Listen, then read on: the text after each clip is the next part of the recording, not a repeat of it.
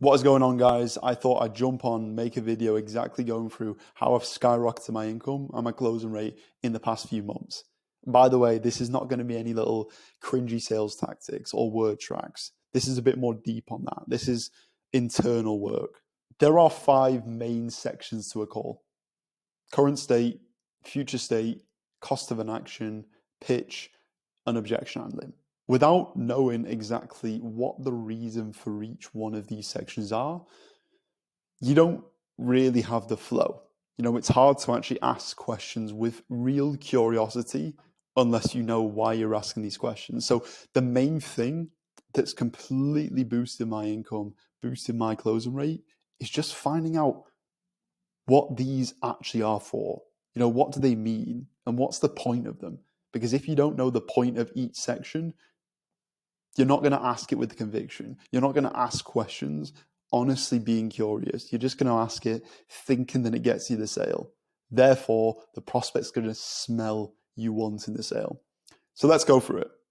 One thing that I went over in the past few months is going through exactly what each one of these means. First one, current state. I came to the conclusion that the current state, the main goal for the current state is to find out exactly why and how the prospect needs our help and what stopped them from helping themselves. Okay, so based off this goal, every single question in my discovery in the current state should be putting towards this outcome. If I'm asking questions that don't really put towards this outcome, aren't really that relevant, cut them out.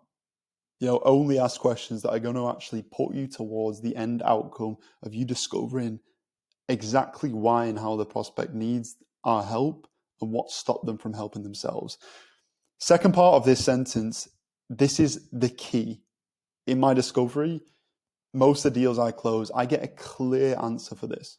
What has stopped them from helping themselves? So after going through exactly what they're struggling with, what the problems they have, I ask them how long they've been going through it.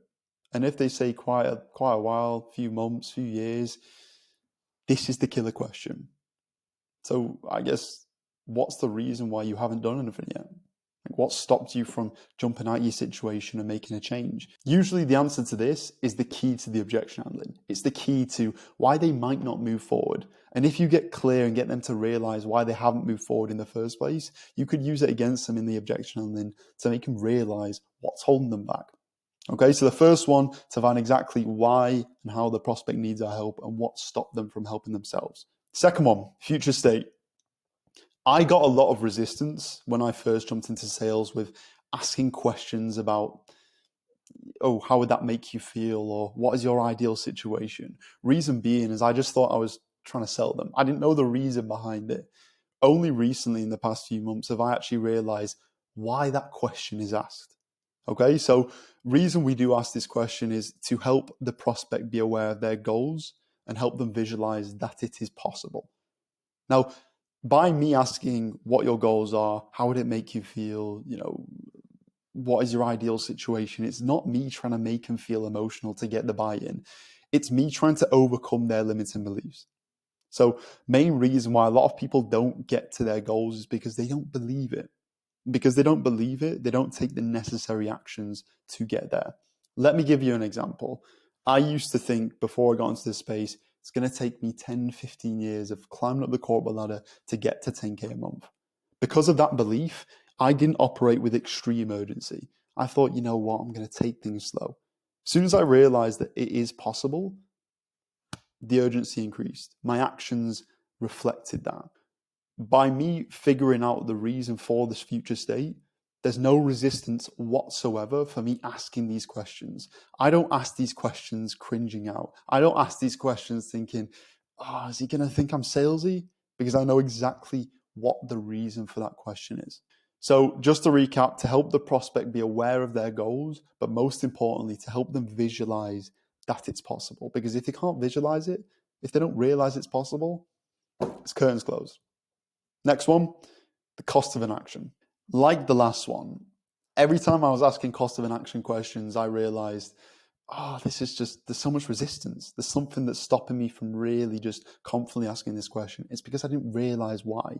So cost of inaction, the goal of cost of inaction is to allow the prospect to realize what they're losing by not taking action. By not doing something, whether it be a business opportunity, it's not that you're just losing out on time, you're losing out on opportunity cost. So let's say someone has been on the fence with getting into some new business opportunity for the past 6 months that could potentially net them 5K a month or 10K a month, whatever. That's 6 months worth of 10K monthly profit that they're missing out on. So the cost of inaction isn't them just chilling and waiting 6 months. The cost of inaction is 60K potentially.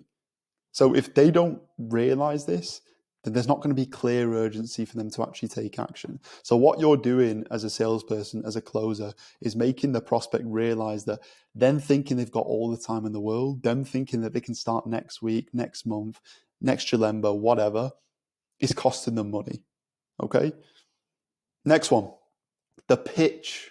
So pitch is to allow the prospect to understand as clearly as possible how we are going to get them to their goals.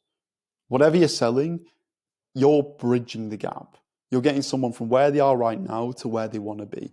The pitch should be as clear as possible as to painting the picture of how you're going to get them there. If there's anything that in your pitch currently that isn't putting towards this clarity, that isn't putting towards this goal, cut it out. Main goal is to bridge the gap, to make it as clear as possible.